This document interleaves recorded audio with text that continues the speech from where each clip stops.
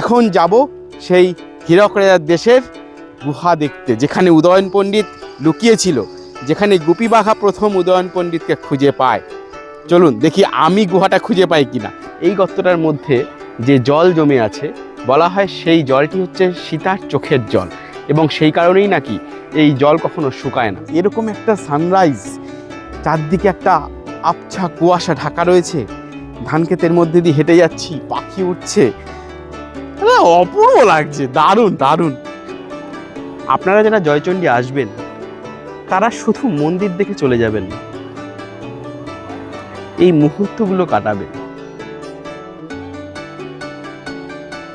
আমি আপনাদের জয়চণ্ডী এমনভাবে দেখাবো যা আপনারা আগে কখনো দেখেননি, কখনো নয়। সানরাইজ থেকে শুরু করে সানসেট পর্যন্ত সমস্ত কিছু। কেমন আছেন সবাই? অন দ্য ওয়ে ট্রাভেল চ্যানেলের আর একটা সম্পূর্ণ নতুন ট্রাভেল ব্লগে আপনাদের সবাইকে স্বাগত। আমি প্রবুদ্ধ, আর এখন আমি হাওড়া স্টেশনে। আজকে 3রা জানুয়ারি 2025। আমি রাত 11:35 হাওড়া বোকারো স্টিল এক্সপ্রেস ধরবো আর যাব আদ্রাতে। কালকে ভোর 5:30টার সময় আমাকে পৌঁছে দেবে এই ট্রেন আদ্রা স্টেশনে, আর তারপর সেখান থেকে হীরক রাজার দেশে মানে জয়চণ্ডী।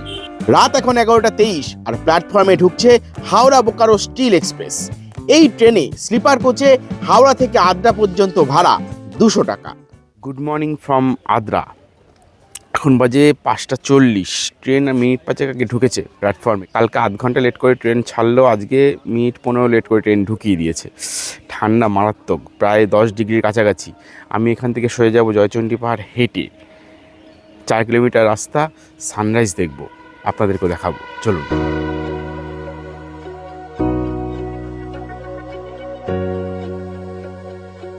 একবার ভাবুন তো, এই বিউটিটার কোনো তুলনা হয়?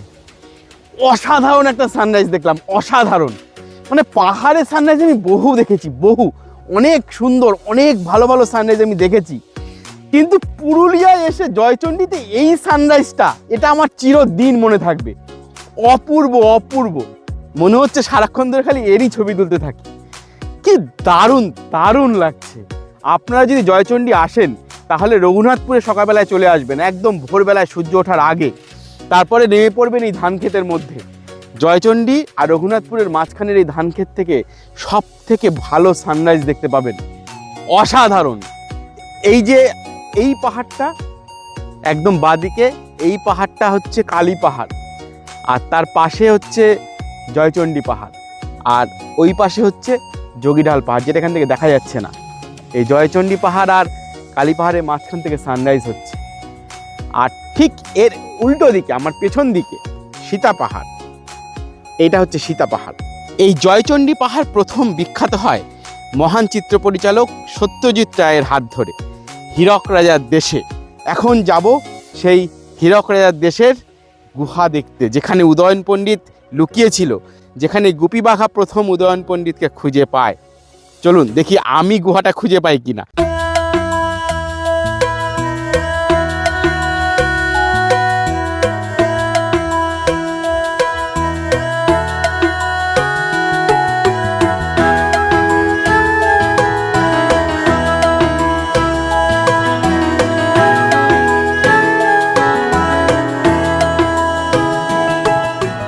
দেখুন এই পাথরটা কিভাবে পাহাড়ের খাঁজে আটকে রয়েছে, দেখে মনে হচ্ছে যে কোনো সময় গড়িয়ে পড়ে যাবে। আর নিচে দেখুন আর একটা পাথর রয়েছে, এই দেখুন, এটাও মনে হচ্ছে যে কোনো সময় গড়িয়ে পড়ে যাবে, একদম লেগে রয়েছে মনে হচ্ছে। যেহেতু আমি সানরাইজ দেখবো ঠিক করেছিলাম, তাই আমি এই জয়চণ্ডী পাহাড়ের পশ্চিম দিকে চলে এসেছিলাম, আর এখন যাচ্ছি জয়চণ্ডী পাহাড়ের পূর্ব দিকে, যেদিকে রয়েছে সেই উদয়ন পণ্ডিতের গুহা। ওখানেই মূলত লোক সমাগম হয়, দোকানপাট আছে, ওখানে পার্কিং আছে, আপনারা যারা গাড়ি নিয়ে আসবেন ওখানেই পার্কিং করবেন। আর যোগীঢাল পাহাড় আর জয়চণ্ডী পাহাড়ের ঠিক মাঝখানে পশ্চিম দিকেই রয়েছে ইউথ হোস্টেল। আমি ইউথ হোস্টেল পরে যাব, আগে উদয়ন পণ্ডিতের গুহাটা দেখে আসি। এই ডান দিকে যোগীঢাল আর বাঁ দিকে জয়চণ্ডী পাহাড়ের ঠিক মাঝখানে ইউথ হোস্টেল দেখা যাচ্ছে। আমি কিন্তু অনেকক্ষণ ধরে খুঁজছি গুহাটা, কিন্তু পাচ্ছি না। আসলে মানে পুরো চেহারাটাই পাল্টে গেছে এই অঞ্চলের, এত জঙ্গল প্লাস মানে জিওগ্রাফিটা চেঞ্জ হয়ে গেছে। খালি পাহাড়গুলো দেখা যাচ্ছে কিন্তু জঙ্গলে পুরো ঢেকে গেছে, প্লাস অনেক জায়গায় যেমন এই বাড়িগুলো হয়ে গেছে, ঘরগুলো তৈরি হয়েছে, ফলে কিছু বোঝা যাচ্ছে না। মানে অনেকগুলো জায়গা দেখলাম, সিমিলার লাগছে, কিন্তু ও মনে হচ্ছে পেয়েছি এবারে মনে হচ্ছে পেয়েছি। চলুন দেখি পেলাম কি না। হ্যাঁ হ্যাঁ, পেয়েছি, কিন্তু জঙ্গলে পুরো ঢেকে গেছে একদম।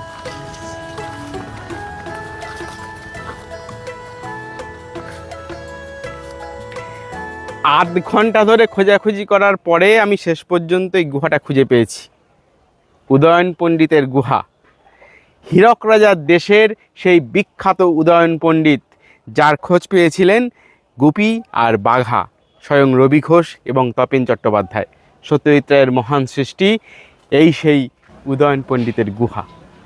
আমি আমার জ্যাকেটটা এখানে ঝুলিয়ে রেখেছি, কারণ বাঘা প্রথম এই গুহার মুখে গামছা মেলা দেখেই এই গুহার সন্ধান পায়। তো এই জ্যাকেটটা মেলা থাকলে আপনাদের রেফারেন্সগুলো বুঝতে সুবিধা হবে। দেখুন তো চিনতে পারেন কি না। রাজার সৈন্যরা পাহাড়ে খুঁজে চলে যাওয়ার পরে গুপি বাঘাদের উকি মেরে দেখার শট এটা। উদয়ন পণ্ডিতের সঙ্গে বাঘার কথোপকথনের শট এটা।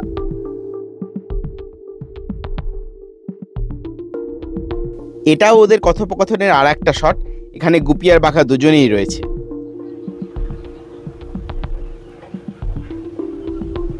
এই হলো সেই গুহার মুখ।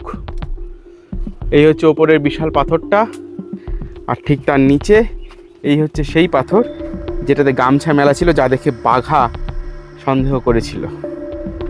এই হচ্ছে গুহা, এখানে শুয়েছিল উদয়ন পণ্ডিত। এই হচ্ছে পাহাড়ের ভিউগুলো, যেগুলো অ্যাকচুয়ালি দেখতে পাওয়ার কথা এইখান থেকে, সেগুলো পুরো জঙ্গলে ঢেকে গেছে। ওই যে দূরে পুকুরটা দেখা যাচ্ছে, ওইখানে গুপি বাঘা খেয়ে হাত ধুয়েছিল, ধুয়ে এই রাস্তা দিয়ে এসছিল। এখান থেকে গিয়ে এই হচ্ছে সেই গুহা। এইখানেই কোথাও দিয়ে সৈন্যরা দৌড়ে এসেছিল। ফ্রেমটা অ্যাকচুয়ালি ওই গুহার মুখ থেকে নেওয়া, সেই কারণে এখানে মেলানো যাবে না, কিন্তু ঠিক এই রাস্তা দিয়েই সৈন্যরা দৌড়ে এসেছিল। একবার চারদিকের অবস্থাটা দেখুন, কি অবস্থা হয়ে রয়েছে। আমি ভেবেছিলাম আপনাদের ফ্রেম বাই ফ্রেম এই গুহাটাকে দেখাবো, কিন্তু আপনারা বুঝতে পারবেন না, কারণ চারদিকে এত জঙ্গল গাছগাছালি হয়ে রয়েছে। মানে আমি এখানে এসে একটু হতাশ হয়েছি। এত মহান একটা সৃষ্টি, তার এত সুন্দর একটা লোকেশন, আর তার অবস্থা এই, আমি নিচটা দেখাতে পাচ্ছি না, এতটাই নোংরা করে রেখেছে এখানকার লোকজন। এখানে মেলা চলছে, ফলে নোংরা হওয়াটা স্বাভাবিক, কিন্তু এরকম একটা কিংবদন্তি জায়গা, কিংবদন্তি স্পট, তার খেয়াল তো সরকারের রাখা উচিত ছিল আমার মনে হয়। আপনারা কি বলেন কমেন্ট করে জানান। ঠিক আমি যেখানে দাঁড়িয়ে আছি, এইখানে সত্যজিৎ রায়, সৌমেন্দু রায়, মহান অভিনেতা রবি ঘোষ, মহান অভিনেতা সৌমিত্র চট্টোপাধ্যায়, তপেন চট্টোপাধ্যায়, তারা এখানে কাজ করে গেছেন। আমি সেখানে দাঁড়িয়ে আমার গলাটা ভারী হয়ে আসছে আবেগে। তার একটু যত মনে হয় নেওয়া উচিত। আমি মানে করজোরে প্রার্থনা করছি পশ্চিমবঙ্গ সরকারের কাছে, আপনারা প্লিজ এই জায়গাটিকে একটু মানে ভালোভাবে রাখার চেষ্টা করে দেখতে পারেন একবার। মানুষ জানেই না যে এইখানে এত বিশাল মাপের একটা ছবি তৈরি হয়েছিল। এক্ষুনি যদি কোনো স্টেপ না নেওয়া যায়, তবে বাংলার হাজার হাজার ঐতিহ্য যেরকম হারিয়ে গিয়েছে, এটাও সেরকমই হারিয়ে যাবে। তাই আপনাদের কাছেও আমার অনুরোধ, আপনারাও আসুন, এই জায়গাগুলোকে দেখুন, আপনারাও বলুন এগুলোকে সংরক্ষণ করার কথা, না হলে যে সব হারিয়ে যাবে। চলুন এবারে পুকুরটা দেখাই, যে পুকুরে গুপি বাঘা খেয়ে হাত ধুয়েছিল।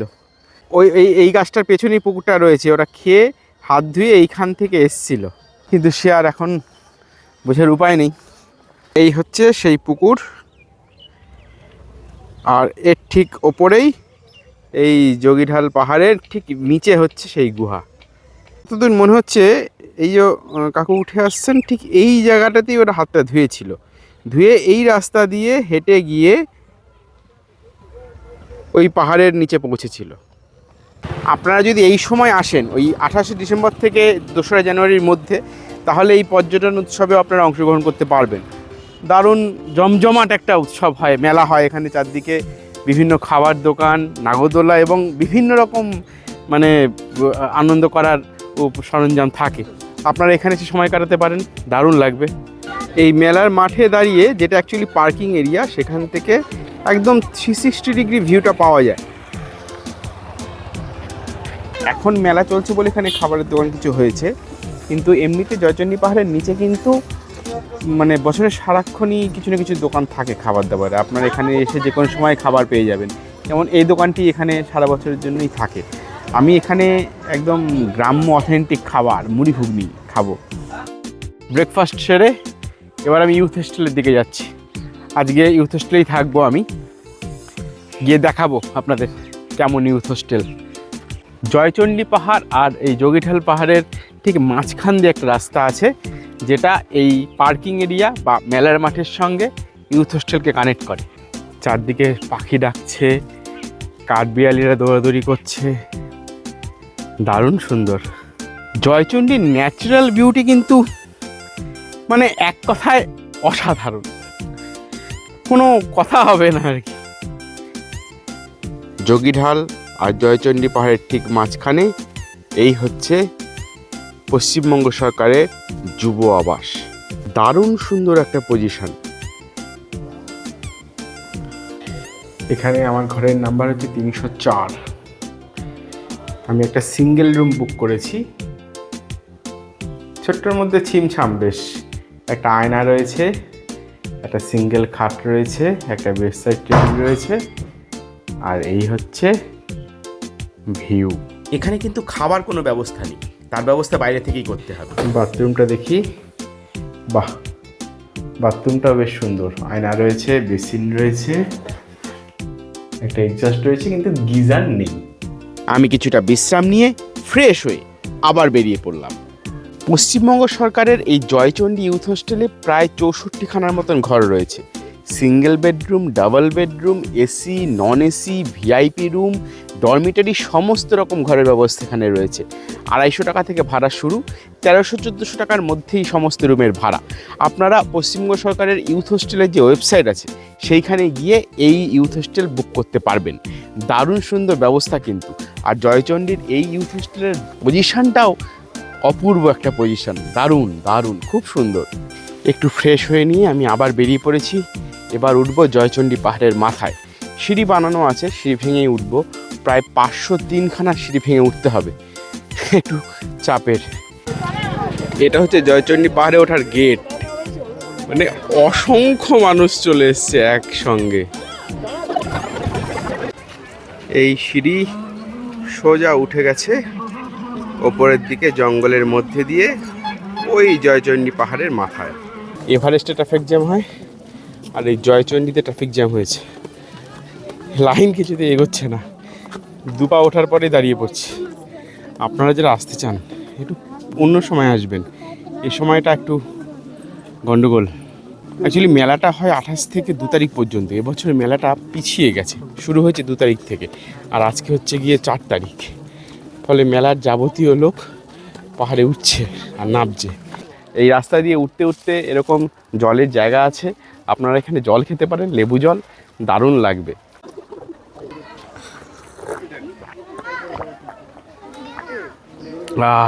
প্রাণ জুড়িয়ে গেল। আপনারা এই সিঁড়ি দিয়ে উঠতে উঠতে এই জল খাবেন, লেবু জল, ঠান্ডা। সিঁড়ি দিয়ে উঠতে উঠতে আপনাদের চোখে পড়বে এই টাওয়ারটি। জঙ্গলের মাঝে হঠাৎ এই টাওয়ারটি দেখতে পেয়ে অনেকেই ভাবেন এটা একটা ওয়াচ টাওয়ার। এটা কিন্তু মোটেই ওয়াচ টাওয়ার নয়, এর নাম হচ্ছে সিমাফোর টাওয়ার। এর একটা অদ্ভুত গল্প রয়েছে। 1791 সাল নাগাদ এক ফ্রেঞ্চ ভদ্রলোক, তার নাম ক্লাউড চ্যাপেল, এই সিমাফোর সিস্টেম আবিষ্কার করেন। এটা অ্যাকচুয়ালি একটা অপটিক্যাল টেলিগ্রাফ সিস্টেম। আমরা টেলিগ্রাম অনেকেই জানি, টেলিগ্রাফের পোস্ট আমরা অনেকেই দেখেছি যে আজকে বন্ধ, আজকে আর ব্যবহার হয় না। তারও আগে এই সিমাফোর সিস্টেমের মাধ্যমে খবর আদান প্রদান করা যেত বহু দূর থেকে বহু দূর পর্যন্ত। এই টাওয়ারটি কলকাতার ফোর্ট উইলিয়াম থেকে উত্তরপ্রদেশের চুনার ফোর্ট পর্যন্ত খবর দেওয়া নেওয়ার কাজে ব্যবহার করা হতো। মাত্র 50 মিনিটে সেই সময় কলকাতার ফোর্ট উইলিয়াম থেকে উত্তরপ্রদেশের চুনার ফোর্টে খবর পৌঁছে দেওয়া যেত। ভারতবর্ষে ইংরেজরা এই সেমাফোর সিস্টেম ইন্ট্রোডিউস করে এই 1810 থেকে 16 সাল নাগাদ, এবং সেটা চলে 1840 সাল নাগাদ। তারপরে টেলিগ্রাম সিস্টেম চলে আসে এবং এই সেমাফোর সিস্টেম সম্পূর্ণ অবসলিউট হয়ে যায়। পশ্চিমবঙ্গের বিভিন্ন জায়গায়, বিহারের বিভিন্ন জায়গায়, আমাদের এই পাশেই দুর্গাপুরে খয়রাশোল বা ছাতনা, এই সমস্ত জায়গায় এই সেমাফোর টাওয়ার আপনারা দেখতে পাবেন। অনেকেই এই টাওয়ারকে ওয়াচ টাওয়ার বা আরও বিভিন্ন রকম টাওয়ার বলে ভুল করে থাকলেও এটা কিন্তু অ্যাকচুয়ালি সেমাফোর টাওয়ার। এই টাওয়ারের মাথায় একটা সিগন্যাল সিস্টেম ব্যবহার করা হতো। সেই সিস্টেমটা অনেকটা কাঠের প্যাডেলের মতন দেখতে। এরপর থেকে এই ধরনের টাওয়ারকে কেউ দয়া করে প্লিজ কোনো ওয়াচ টাওয়ার বলে মানুষকে বলবেন না। এটা একেবারেই ওয়াচ টাওয়ার নয়, কোনো রাজা এর ওপর থেকে নজর রাখতো না। এটা সেমাফোর সিস্টেমের একটা টাওয়ার, যে সেমাফোর সিস্টেম খবর আদান প্রদানের প্রক্রিয়াকে তুমুল বদলে দিয়েছিল। আপনারা ওপরে যদি দেখেন তাহলে দেখতে পাবেন প্রত্যেকটা ফ্লোরের মাঝখানে কাঠের পাটাতন থাকতো, তার ওপরে টেলিস্কোপ বসানো থাকতো। সেই সময়কার টেলিস্কোপ, মানে 200 বছর আগেরকার টেলিস্কোপ। সেই টেলিস্কোপ থেকে এখান থেকে 15-16 কিলোমিটার দূরে আরেকটা যে সেমাফোর টাওয়ার, সেখান থেকে যে সিগন্যাল পাঠানো হতো বা সেখানে যে সিগন্যাল দেখানো হতো, সেই টেলিস্কোপের মাধ্যমে সেই সিগন্যাল দেখা হতো এবং এখান থেকে সেই সেমাফোর সিস্টেমের মাধ্যমে এখান থেকে আবার 15-16 কিলোমিটার দূরে যে সেমাফোর টাওয়ার, সেইখানে সেই সিগন্যাল পৌঁছে দেওয়া হতো। অদ্ভুত সিস্টেম। টাওয়ার দেখে নিয়ে আবার পা বাড়ালাম ওপরের দিকে। ভিড় কিন্তু কমেনি একটুও। 503টা সিঁড়ি টপকে আমি উঠে এসেছি জয়চণ্ডী পাহাড়ের একদম মাথায়। এদিকে দেখা যাচ্ছে যোগীঢালা পাহাড় আর এদিকে দেখা যাচ্ছে কালী পাহাড়। জয়চণ্ডী পাহাড়ের উপরে এই জয়চণ্ডী মাতার মন্দির, আর দেখুন অসংখ্য লোক সমাগম। দারুণ লাগছে। এর ওপর থেকে ভিউটা কিন্তু দারুণ। কথিত আছে এই পাহাড়ের ওপরেই সেই রাক্ষস শুম্ভ নিশুম্ভ তাদের দুজনকে মা চণ্ডী নিধন করেছিলেন, তাই এই পাহাড়ের নাম জয়চণ্ডী।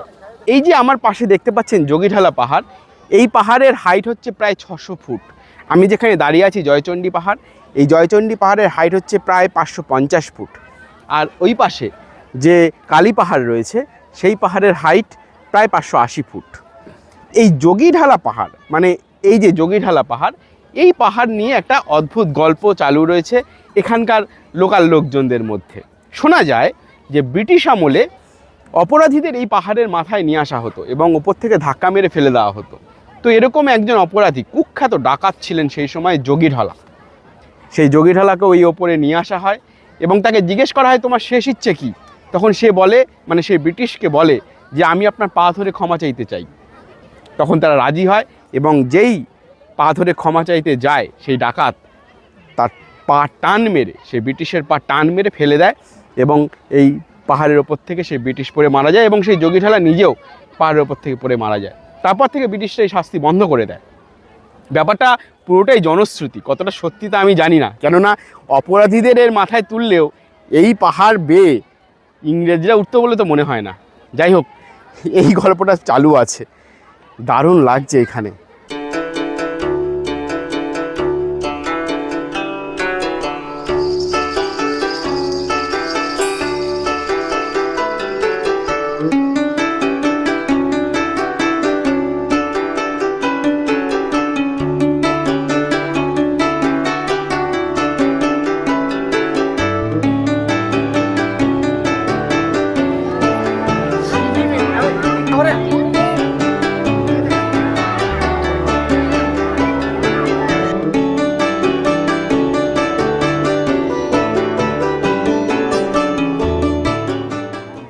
আপনারা যারা জয়চণ্ডী আসবেন তারা শুধু মন্দির দেখে চলে যাবেন না, এই মুহূর্তগুলো কাটাবেন।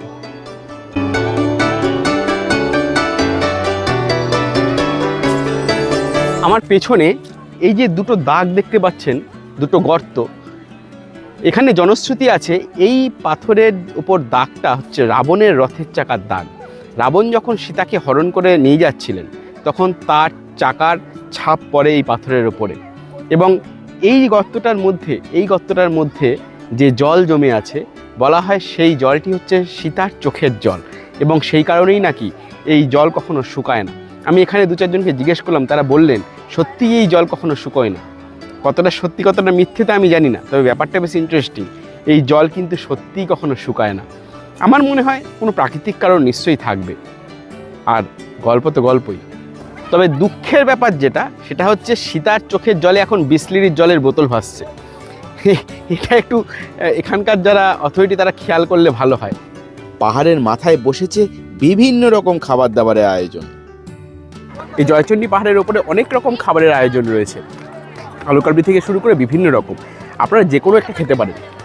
আমি একটু আলু কাবলি খাচ্ছি, ছোটোবেলা থেকে আলু কাবলি আমার খুব প্রিয়, বানিয়েছেও দারুণ, অপূর্ব। আমি না একটা জিনিস না বলে পারছি না, এই ভদ্রলোক এখানে আলু কাবলি বিক্রি করছেন আর যাকে প্লেট দিচ্ছেন সবাইকে বলছেন যে ওখানে ডাস্টবিন আছে। মানে এখানকার মানুষজন কিন্তু সচেতন।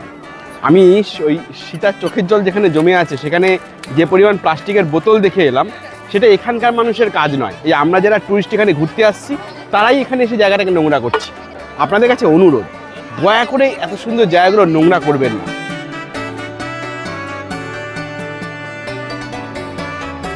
জয়চণ্ডী পাহাড়ে আপনারা বিভিন্ন রকমভাবে আসতে পারেন। বাসে আসতে পারেন, ট্রেনে আসতে পারেন, অথবা প্রাইভেট গাড়ি নিয়ে আসতে পারেন। কলকাতা থেকে জয়চণ্ডীর দূরত্ব প্রায় 254 কিলোমিটার। আমার মতে আপনারা যদি ট্রেনে আসেন তাহলে সব থেকে বেশি সুবিধা হবে। আমি যেমন কালকে হাওড়া স্টেশন থেকে রাত 11:35 চক্রধরপুর ধরে আজ সকাল 5:30 আদ্যা স্টেশনে নেমেছি। সেখান থেকে টোটো বা অটোতে আপনারা চলে আসতে পারেন রঘুনাথপুরে, বা রঘুনাথপুরের পাশেই এই জয়চণ্ডী পাহাড়ে। যদি গাড়িতে আসেন তাহলে সময় লাগবে 5.5 ঘন্টার মতন। আর বাসে আসতে হলে আপনাদের স্প্ল্যানেড থেকে আসতে হবে পুরুলিয়া, সেখান থেকে জয়চণ্ডী পাহাড়। এটা অনেকটাই ঘুর হয়ে যাবে। তাই আমার সাজেশন, আপনারা যদি জয়চণ্ডী পাহাড়ে আসতে চান তাহলে অবশ্যই ট্রেনে আসুন, বা নিজেরা গাড়ি ভাড়া করে বা প্রাইভেট কারে আসুন। আমার মতে জয়চণ্ডীতে সস্তায় থাকার সবথেকে ভালো অপশান হচ্ছে ওই যে নিচে দেখা যাচ্ছে ইউথ হোস্টেল, যেখানে আমি আছি। এছাড়াও বেশ কিছু রিসর্ট আর হোটেল রয়েছে, আমি ডেসক্রিপশনে ফোন নাম্বার দিয়ে দিচ্ছি। দারুণ সুন্দর জায়গায় জয়চণ্ডী পাহাড়, অপূর্ব লাগলো আমার। আমি জয়চণ্ডী ঘোরা শুরু করেছিলাম সানরাইজ দেখে, আর ঘোরা শেষ করব সানসেট দেখে। আপনারা আমার পাশে থাকবেন, চ্যানেলটাকে সাবস্ক্রাইব করবেন, আর এই ভিডিওটা কেমন লাগলো কমেন্ট করে জানাবেন। ভালো লাগলে একটা লাইক দেবেন, আর অবশ্যই শেয়ার করবেন। আজকের পর্ব এত পর্যন্তই, দেখা হবে পরের পর্বে। আমি ততক্ষণ সানসেটটা দেখি বসে বসে।